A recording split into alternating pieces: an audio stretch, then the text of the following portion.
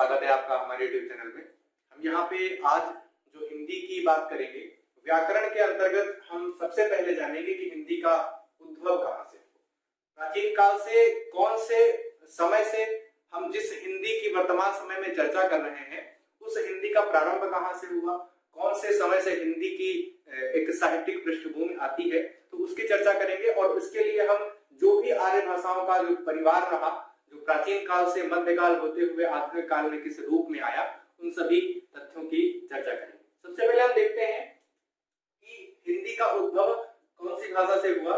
तो ये इसके लिए हम सबसे पहले लिखेंगे संस्कृत, क्योंकि संस्कृत क्या है, आदि भाषा है। हम इसको सीधे सीधे क्या कह सकते हैं, हम इसे आदि भाषा कह सकते हैं। आदि भाषा का अर्थ हुआ कि पहली भाषा, यानी जब ये कहा जाता है कि सबसे पहली भाषा कौन है, जो कि सभी भाषाओं की जननी है, तो उसके लिए हम सबसे पहले जो नाम लेते हैं वो संस्कृत है। और संस्कृत अपने दो रूपों में रही, जिसमें सबसे पहला जो नाम आता है वो आता है वैदिक संस्कृत के रूप में। कौन से रूप में? वैदिक संस्कृत के रूप में। और दूसरा जो रूप आता है वो आता है लौकिक संस्कृत के रूप में। तो इन दो रूपों में हम इस भाषा को समझेंगे और इसके बाद में कौन कौन सा साहित्य लिखा गया, किस प्रकार से इसकी व्याकरण लिखी गई और कितनी प्रासंगिकता उस जन समाज में रही, या हम उसी की चर्चा यहाँ पे करेंगे। तो सबसे पहले अगर हम समयावधि की बात करें तो कुल मिलाकर के 2000 ईस्वी पूर्व से, या जिसको हम बीसी कहते हैं, उसके बाद से और कहां तक इसका समय रहता है, 500 ईस्वी पूर्व तक इसका समय रहता है। तो इस प्रकार से हम यहाँ पे ये देखेंगे कि लगभग 1500 वर्षों तक इसका वर्चस्व रहता है। यानी कौन सी भाषा का? संस्कृत भाषा का। संस्कृत भाषा का हम समय यहाँ पे जान रहे हैं। इसके अतिरिक्त मोटे तौर पर अगर हम देखें तो 1000 ईस्वी पूर्व से और कहां तक का, 2000 ईस्वी पूर्व से 1000 ईस्वी पूर्व तक का जो समय है वो कौन सी भाषा का रहेगा? लौकिक वैदिक भाषा का। और इसके उपरांत जो 1000 ईस्वी पूर्व से और दूसरा 500 ईस्वी पूर्व तक का जो समय रहेगा वो कौन सी भाषा का रहेगा? उसके लिए अगर हम बात करें तो वो रहेगा लौकिक भाषा का। तो इन दो रूपों में ये जो भाषा है इसकी चर्चा होती है। वेद में कौन सा प्रत्यय लगा हुआ है? इक प्रत्यय लगा हुआ है। और हम लोक की चर्चा करेंगे तो लोक में कौन सा प्रत्यय लगा हुआ है? लोक, यानी लोक में इक प्रत्यय लगा हुआ है, तब जाकर के लौकिक बनता है। तो मूल शब्द क्या हो गए? वेद और लोक। सबसे पहले हम वेद की चर्चा कर लेते हैं। तो यहाँ पे जो वेद है, तो इस वेद में, यानी वैदिक संस्कृत में वेद लिखे गए, पुराण लिखे गए, उपनिषद लिखे गए, यानी जितना पौराणिक साहित्य था वो पौराणिक साहित्य इसके अंतर्गत लिखा गया। हम संस्कृत को देववाणी भी कहते हैं। तो जब भी हम इसको देववाणी कहेंगे तब हम देववाणी संस्कृत जो कहेंगे वह हम इसी वैदिक संस्कृत को ही कहेंगे। इसको कहेंगे वैदिक संस्कृत को ही हम देववाणी संस्कृत कहेंगे। यानी क्यों? क्योंकि यह देवों की भाषा थी। जिस समय वेदों के सृष्टिकर्ता व्यास जी इसकी सृष्टि कर रहे थे, उस समय वे इस लोक समाज से विरक्त होकर के समाधि की अवस्था में थे, इसलिए हम इसको समाधिस्थ भाषा भी कहेंगे।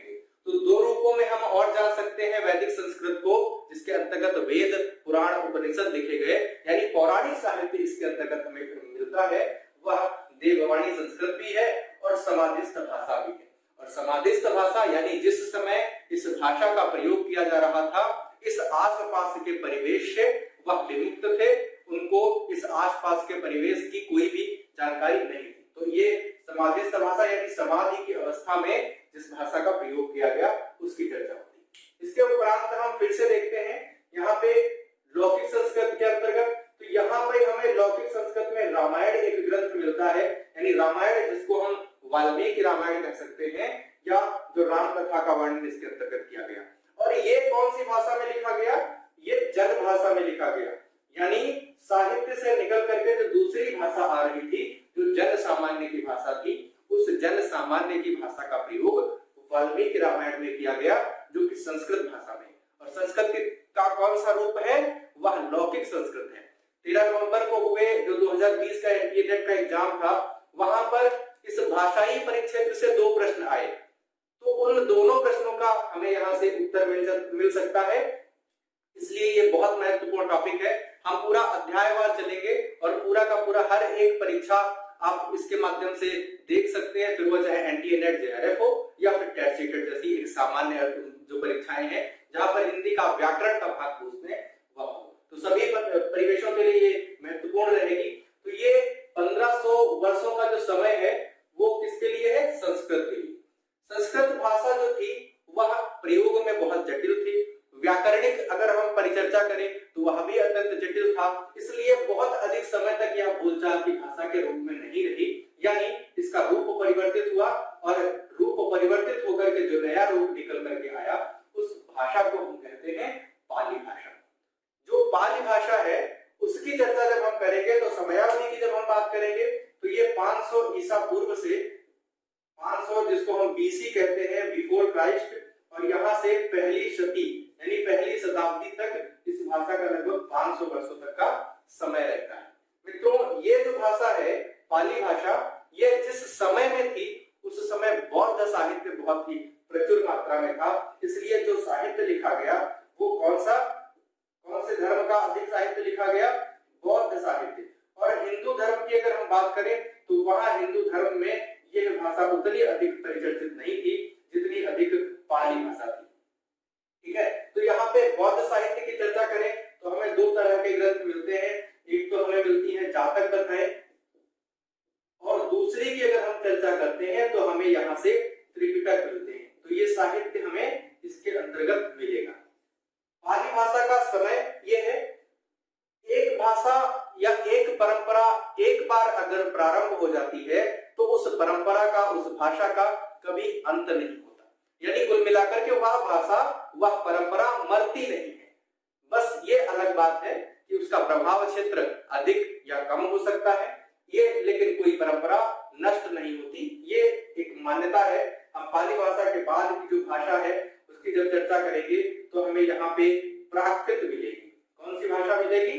प्राकृत, जो कि तीसरा आयाम था भाषाई जो परिवर्तन था उसके अंतर्गत। महज 5 वर्षों के बाद में पाली भाषा का रूप परिवर्तित हो जाता है और यह बहुत अधिक समय तक अपने प्रभाव में नहीं रहती, और 500 ईस्वी से पहली सदी से अगर हम यहाँ पे बात करें तो हम यहाँ पहली सदी की चर्चा कर रहे थे, तो पहली शती से और 5वीं सदी तक इस भाषा का भी प्रभाव रहता है, यानी यह भी 500 वर्षों तक अपने प्रभाव में रहती है। और नाटक की अगर हम चर्चा करें तो जिस पहली शताब्दी से 5वीं शताब्दी के आसपास या इसके पूर्व के जो नाटक लिखे गए वहां पर गौड़ पात्रों के द्वारा इस भाषा का प्रयोग करते हुए दिखाया भी गया, या फिर संस्कृत के भी बहुत सारे ऐसे नाटक हैं जिसमें पाली भाषा वहां के गौड़ पात्रों के द्वारा प्रयोग करते हुए दिखाए गए।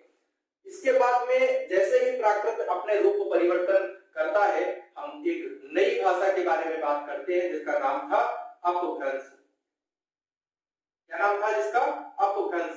और यही अपभ्रंश जिसकी चर्चा हम हिंदी साहित्य के अंतर्गत करते हैं, वह अपभ्रंश भाषा का जो समय था वह भी यही कहीं 5वीं शताब्दी के आसपास से 5वीं सदी 500 ईस्वी से और लगभग 10वीं सदी या 1000 ईस्वी के आसपास तक रहता है। तो ये भाषा है, ये अगर हम इसकी चर्चा करते हैं तो ये यहाँ से और यहाँ तक का जो समय है ये प्राचीन भाषा के अंतर्गत रहता है। यहाँ से और पाली से और हम अपभ्रंश तक की अगर हम चर्चा करते हैं तो ये मध्यकाल की भाषा के अंतर्गत रहता है, और इसके बाद का जो काल है वह आधुनिक काल की भाषा के अंतर्गत रहता है। तो पहले हम आधुनिक काल से पूर्व इन सभी भाषाओं पर थोड़ी थोड़ी और परिचर्चा कर लेते हैं। संस्कृत भाषा प्रयोग में जटिल थी, इसका रूप बहुत ही जटिल हो रहा था, इसलिए यह भाषा बहुत अधिक समय तक प्रभाव में नहीं रही। फिर भी 1500 ईसा पूर्व तक यह भाषा अपने प्रभाव क्षेत्र में रहती है। पाली भाषा के बाद हम दोबारा इस भाषा का रूप परिवर्तन हुआ देखते हैं, प्राकृत भाषा। कोई भी भाषा कोई स्विच की तरह नहीं होती, ऑन ऑफ जैसी स्थिति नहीं होती। भाषा का रूप परिवर्तन होने के लिए सैकड़ों वर्षों का समय लग जाता है, जैसा कि यहाँ पे। जैसे हम अगर पाली की बात करते हैं तो पाली पर जिस भाषा का सबसे अधिक प्रभाव रहेगा वह ठीक उसके पूर्व की रहेगी, यानी संस्कृत भाषा। सबसे अधिक प्रभाव रहेगा पाली भाषा का। यानी पाली प्राकृत पर संस्कृत का प्रभाव उतना नहीं रहेगा जितना कि पाली का प्रभाव रहेगा। ठीक इसी प्रकार अपभ्रंश पर भी पाली का नहीं बल्कि प्राकृत का प्रभाव अधिक रहेगा। यानी ठीक आनुवंशिकी की तरह बाबा का पुत्र पर प्रभाव अधिक रहेगा और जो पिता है उसका अपने बेटे पर, यानी जो बाबा है वो पिताजी पर अधिक प्रभावी रहेंगे और पिताजी अपने पुत्र के लिए अधिक प्रभावी रहेंगे। यानी जो ऊपर की सबसे बड़ी श्रृंखला है उसका प्रभाव धीरे धीरे कम होता है। ठीक वैसे अब ये मैंने आपको ये छोटी सी एक परिचर्चा दी। व्याकरण की चर्चा करते हैं। पाणिनि के द्वारा संस्कृत का व्याकरण लिखा गया। तो अब पाणिनि ये सिर्फ और सिर्फ पाणिनि नहीं थे, अब ये पाणिनि एक उपाधि बन गई। पाणिनि के द्वारा क्या लिखा गया? व्याकरण लिखा गया। कौन सी भाषा का? संस्कृत का। ठीक है। और ये अब पाणिनि, जैसे पूछा जाता है कि अपभ्रंश का पाणिनि किसे कहते हैं, तो पाणिनि का मतलब ये उपाधि हो गया, ये वैयाकरण हो गए, व्याकरण को लिखने वाले या व्याकरणाचार्य। दूसरी बात, अगर हम बात करते हैं यहाँ पे पाली भाषा का व्याकरण किसने लिखा, तो पाली भाषा का व्याकरण अगर हम बात करें तो हमें दो नाम मिलते हैं, जिसमें कच्चान या कच्चायन कह सकते हैं, दूसरा मुगलायन। मुगलायन ये दो महत्वपूर्ण साहित्यकार हैं या महत्वपूर्ण व्याकरणकर्ता हैं, व्याकरण के रचयिता, जिनको हम वैयाकरण कहते हैं। वो नाम आते हैं पाली भाषा के अंतर्गत, मुगलायन और कच्चायन। तो ये क्या हो गए? ये पाली भाषा के पाणिनि हो गए। दूसरी बात, फिर हम प्राकृत की चर्चा करते हैं। तब हम जब प्राकृत की चर्चा करेंगे तो हम एक बहुचर्चित नाम और जैनियों में 7वीं शताब्दी के गुजरात के आसपास के परिक्षेत्र में मिलने वाले एक महत्वपूर्ण साहित्यकार की, जो अपभ्रंश भाषा के प्राकृत भाषा के पाणिनि कहे जाते हैं। महत्वपूर्ण तथ्य क्या हो जाता है? प्राकृत के पाणिनि, और इनका जो ग्रंथ है उसका नाम है सिद्ध हेम शब्दानुशासन। सिद्ध हेम शब्दानुशासन, ये आपको ध्यान रखना है। तो अगर इस तरह से भी प्रश्न आता है तो भी हमें मिल जाएगा। तो व्याकरण की चर्चा यहाँ पे हो गई। ये कौन है? अपभ्रंश की अगर हम चर्चा करें तो प्राकृत के पाणिनि हो गए, ये पाणिनि, ये इनका नाम हो गया, जिनका नाम हेमचंद्र है। सिद्ध हेम शब्दानुशासन, काव्यानुशासन और इस तरह के ग्रंथों को उन्होंने लिखा। इसके बाद में हम आधुनिक काल की भाषा की चर्चा करते हैं। आधुनिक काल की जब हम चर्चा करेंगे तब हम सबसे पहले नाम लेंगे यहाँ पर अवहट्ट भाषा का। कौन सी भाषा का? अवहट्ट। और हम यहाँ पे अवहट्ट भाषा को नवीन हिंदी के रूप में मानते हैं। यानी नवीन हिंदी, यानी हम इसको किसमें मानेंगे? इस भाषा को हम आधुनिक काल की भाषा के अंतर्गत मानेंगे। इसको हम अद्यतन या अधुनातन की भाषा के रूप में कह रहे हैं। अवहट्ट भाषा कोई बहुत बड़ा परिक्षेत्र नहीं था। ये जो भाषा है ये सिर्फ और सिर्फ एक मध्य रेखा का काम करता है, जो कि हिंदी के आगे तक। अपभ्रंश के हिंदी में परिवर्तित होने के ठीक पूर्व जो भाषाई जो क्षेत्र है वह क्या है? अवहट्ट। और यह अवहट्ट जो है वह हिंदी और अपभ्रंश के बीच की मध्य रेखा के रूप में। और जिस भाषा को चंद्रधर शर्मा गुलेरी जी हिंदी कहते हैं या पुरानी हिंदी कहते हैं, इसको हम क्या कह सकते हैं? पुरानी हिंदी। तो हम इसको पुरानी हिंदी भी कह सकते हैं।